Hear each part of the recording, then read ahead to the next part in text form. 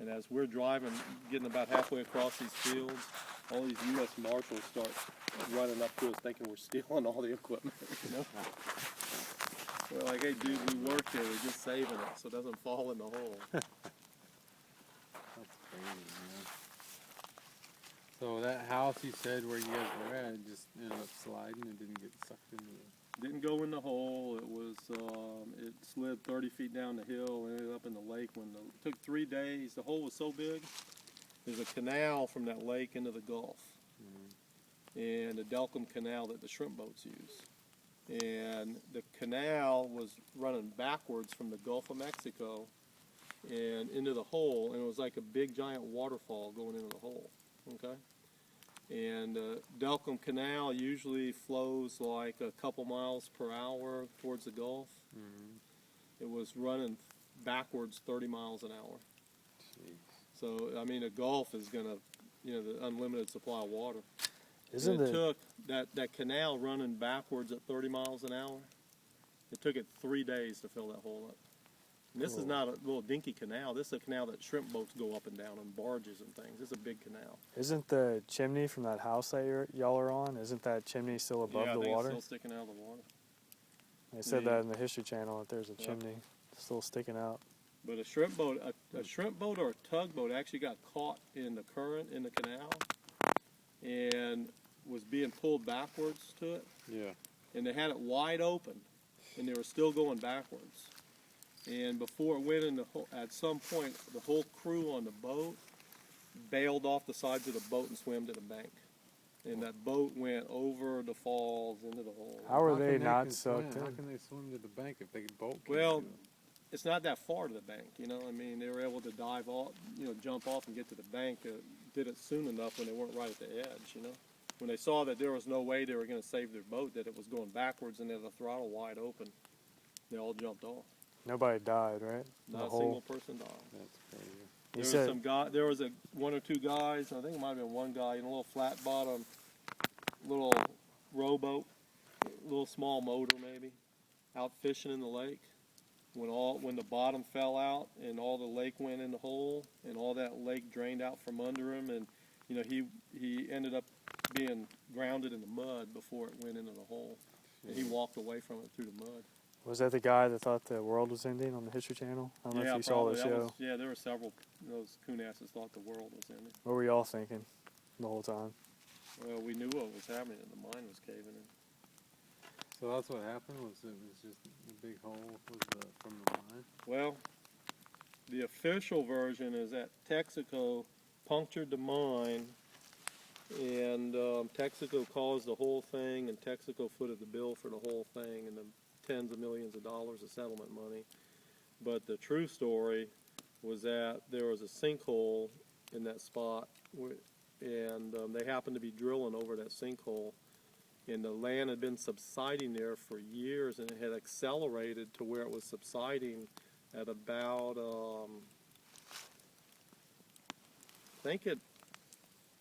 that last year, I don't remember if it was at 6 inches a year or 12 inches a year, but something in that range. That's a lot of subsidence.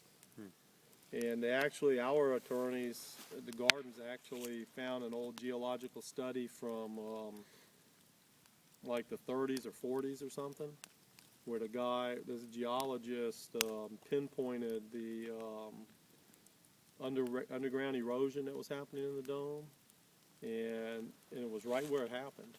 And in the book, he said that it was just a matter of time before it caved in there, and that it could be a few years or a few hundred years. There's no way to tell, you know. And Live Oak Gardens attorneys found the book in a local public library and checked it out and never took it back because they didn't want Texaco's attorneys to find the book. How much did they get from Texaco?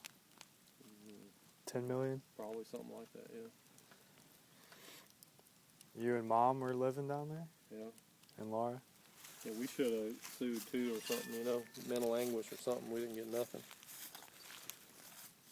Anybody else get anything? The farmers around it that lost a lot of land, they all got settlements. And the mine probably got the biggest settlement. The salt mine company. because they lost all their business. Well, they could no longer mine salt. They converted it into a brine plant where they would they just pump the water out of the mine that's saturated with salt and evaporate it and then collect the salt that way. They used to mine the salt and haul it out, you know. But all those, they had like maybe 1,500 people working in that mine. They all lost their jobs. 90% of them. Do you remember waking up that morning? I remember going to work that morning. And how did it unfold? About 7:30 in the morning, that Texaco drilling rig started to tilt, and some of the employees saw it. Some of the Live Oak employees saw it and were laughing about it, saying those guys don't know how to put up a drilling rig. It's leaning, you know. And then about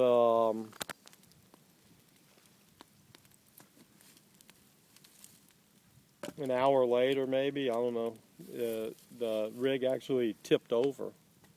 And they're like, wow, that rig that was leaning tipped over. Nobody could believe a rig. Nobody had seen a drilling rig tip over before, you know.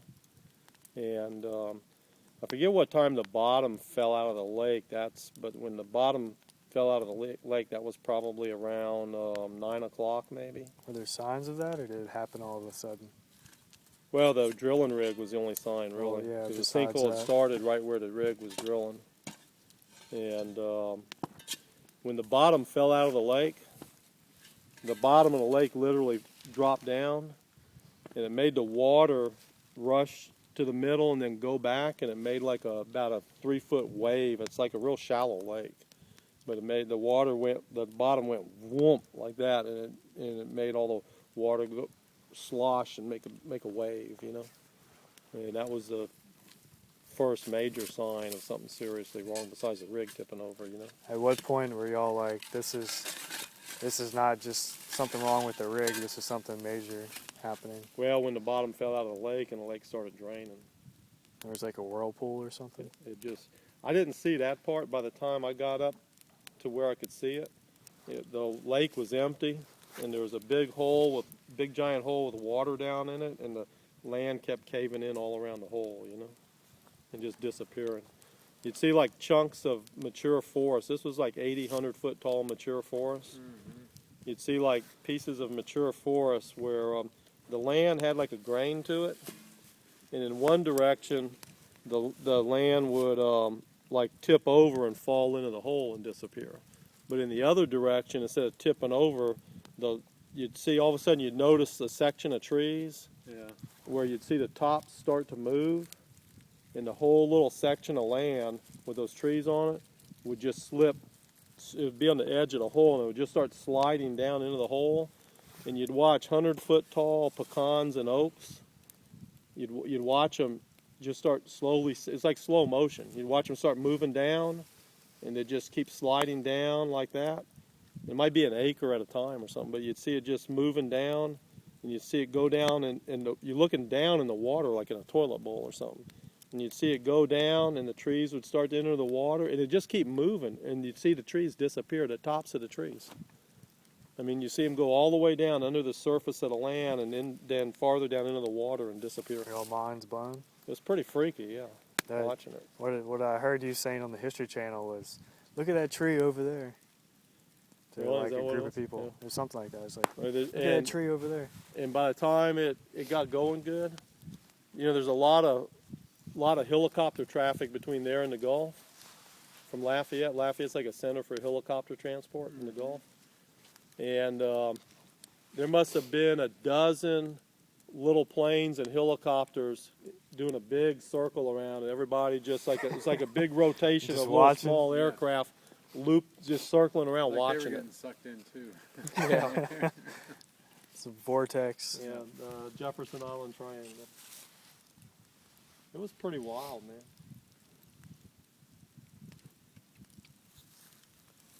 So what is it like today? I mean, Well, it just made the lake bigger. It all filled back in. It swallowed a couple hundred acres of land, I guess, around the lake. And about 2 months after it all ended, you know, me and another guy were still working there. There was hardly anybody working there, but we're still running the nursery. The gardens were closed down, and me and another guy were working responsible on the weekend to make sure everything was, that the sprinklers were running and that the neighbors' cows didn't get in there and start eating the crepe myrtles and stuff like that. And this guy pulls up in this truck from Oklahoma or somewhere, and we asked him what he needed, and he said he was there to survey the hole. And he said, "What do you mean survey the hole?" He says, "Well, we're gonna run a depth finder over it, and we're gonna survey the hole to try to find those oil rigs that went down the hole, because each of those rigs were worth like $11 million or something." And there were a bunch of big trucks that went in the hole too, barges and with trucks on them and stuff. And this guy told us that later that his depth finder that he brought could survey down to 2,500 feet. And he said he couldn't find the bottom. Man. It's pretty deep. It's half a mile. Well, that salt plug is like 8 miles deep. Really? Yeah, that's from ancient prehistoric oceans that lay down all this salt when they dried up. And then the salt is lighter than all the rock in the earth that's built up on top of it. And it ends up forming into these plugs, and the salt slowly rises to the surface. That's what all those, like Avery Island and all those salt dome islands in South Louisiana, those are plugs of salt rising up through the earth from ancient oceans, or something like that. Is my understanding. So they weren't getting those rigs or trucks back, I guess. They could find Texaco had hired them, the salvage company, to retrieve their oil rigs, and they could not find any trace of them. That's crazy. Yeah, could not locate them. And we had the owner there, Mr. Bayless, had a friend of his who happened to be there, and this friend of his, Bayless used to own the salt mine there. He had sold it to Diamond Crystal Salt, and his friend was an old guy from International, one of the owners of International Salt Company, great big international salt firm. And he told us that Diamond Crystal had tried to sell the mine to him, and so he had his engineers survey the mine, and he said the report he got back was "Don't buy it, it's going to cave in." He said what they were doing legally, they're required to log all the areas that they mine. They got to report it all. Like who's that big mining outfit? The national government. There's some big national department in Washington that oversees all mines and stuff. And they got a log for the state too. They got to record every place they go. And this guy said that Diamond Crystal was illegally mining because you got this plug of salt that's 8 miles deep, and it's like a mile across or something like that. Okay, and they go in and they mine out 90 by 90 by 90 foot chambers, and then they leave a 90 by 90 foot chamber, like a checkerboard, Keep for the stability, keep the structure. And then they're not supposed to go closer than I forget what it is, if it was 300 feet or 500 feet to the edge of the salt dome, because you don't want to get water intrusion and stuff. They got to leave a buffer all the way around the edge. And he said that Diamond Crystal Company was mining illegally, that they were they were going all the way to the edge of the dome, and they weren't logging it, they weren't reporting it. And the night before the cave-in, this old man was in that house that slid in the water. Mr. Bayless's house? This old man, he's an old friend of Mr. Bayless. He was staying at Bayless's house, and they were eating dinner. And Mike Richard, the nursery manager, was eating dinner with him and some other people. And they were all having dinner at Bayless's house. And they said while they're eating dinner, we're feeling these thuds and vibrations coming up from under the ground. Okay? And what the old man said it was, he said it was the beginning of the collapse where they had mined too close to the edge of the salt dome and they were getting water intrusion and softening up the walls. He said what was happening in these 90-foot tall chambers, they were getting giant slabs of salt on the wall that were coming loose and falling into the chamber and then onto the floor of the chamber. And he said when they'd come loose and they'd fall, it'd make a big giant thud and you could feel the vibration. He said the whole time they were eating dinner, they were feeling that. What did they think about what the old man said? Everybody thought he knew what he was talking about. You know, he was like a lifelong expert on salt mines. And while we were watching the cave in, he had a pad, like a notepad, and a pencil. And he's sitting there doing all these calculations. This is an old guy. I mean, real old. And he's sitting there doing all these calculations. And busy doing all these calculations. And he told us that according to his calculations, the volume of earth and water that went down the hole far exceeded the volume of the mine that had been excavated since the beginning of the mine. So what does that mean? Well, it was a sinkhole. And then they found that book in the library where this geologist predicted it would cave in right there because there was an underground stream eroding the salt. Was Mr. Bayless on the balcony with y'all? Yeah. What was his demeanor and how was he taking it? Everybody was just in awe. You know, it was such an unbelievable thing to see. It seems like him particularly, though, is his land and business going down a sinkhole. Was he like in awe, or was he was just in awe of the whole thing? He was taking it all in stride. That was just, I think, a little bit of his money right there. His money was old Kentucky money from Kentucky horse breeders or something. How many of y'all were up there? How many of y'all were on the balcony watching this? I don't know, probably a dozen people. Something like that. Were there women and children in the house that were evacuated and y'all stayed behind? No, Bayless was an old faggot. He lived by himself. Really? Yeah. Yeah, when he died, when he died, the word was that he was in Hawaii when he died, and they said he had a heart attack and that he was naked in a swimming pool with a bunch of young men when he died. Yeah, he was a nasty old faggot. And he inherited all his money. He never had to work a day in his life, you know. Did everyone know that at the time? Oh, yeah. Was that like a rumor? No, it was common knowledge. Everybody knew it. He had money to burn. One time he was driving his Cadillac to New Orleans, and somewhere around Baton Rouge it broke down, and he hobbled into a Mercedes store and wrote him a check for a Mercedes convertible and just continued his trip in the Mercedes, you know. He told him, keep this piece of junk, I don't want it, give me that car. Wrote him a check and kept going.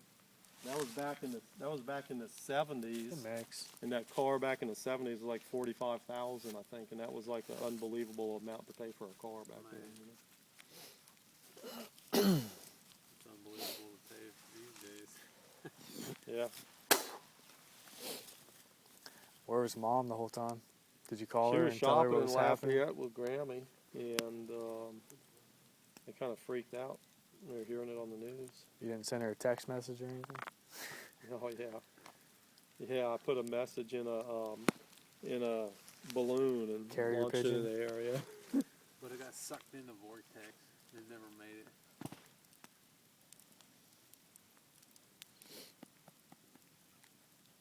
So she was watching that on the news. Well, hearing it on the radio, I think. What time did y'all meet up afterwards? I don't remember. Because we went about 2:30, or 3 o'clock. We went to start moving all that equipment, you know. and then they wouldn't let us back in. They didn't know we were in there. They had Deputies. cordoned off the whole area, and they didn't know that we were in there. And when we started moving all that equipment, we had to get out, and we couldn't go back to our house, you know. So what'd you do? You know, I'm trying to remember. Mom would probably remember. We might have gone to Baton Rouge to Grammy's house.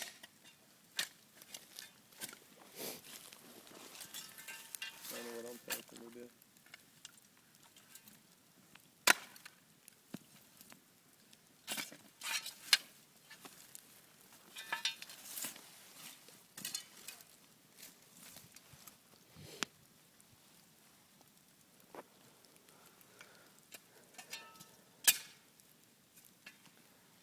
So at what point did y'all evacuate the Bayless house?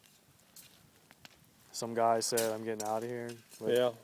And How then close when we was it? saw that tree line starting to go down the hole, it's coming towards the house, you know.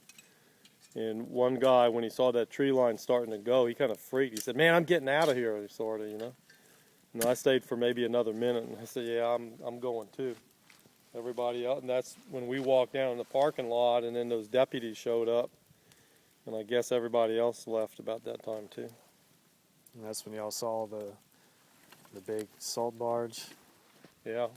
Yeah, that was one of the best moments when that salt barge tipped up. I mean, it's not in the water. There's no water, and this barge starts moving by itself, tips up on one end, and then drops in the hole and disappears. It just slid down the land. It just, well, the hole had, see, the hole had started caving in, coming towards the house. And that's why we had left the house, because those trees, that tree line started going. And that salt barge is right next to the parking lot, which was like right near the house. And when that salt barge started moving by itself and there's no water, and then it tips up and it just went in the hole. And when it went in the hole, it just goes like, it tips up like this, and it just goes, boom, and it's gone. And it's a giant barge. I mean, nobody, that's a sight that probably nobody's ever hardly seen anything like that happen before. And that's when the 15 deputies That's when that all were the telling y'all to that's when the deputies move along, freaked out. get They it. lost it. turn into Barney Fives. See, they had no idea what was going on. They just knew something. There was a cave in or something, and they're going to evacuate. But they hadn't seen the hole yet. Really? Yeah, no, they just driven in and gotten out of the van, and so they're right next to the hole, but they haven't really seen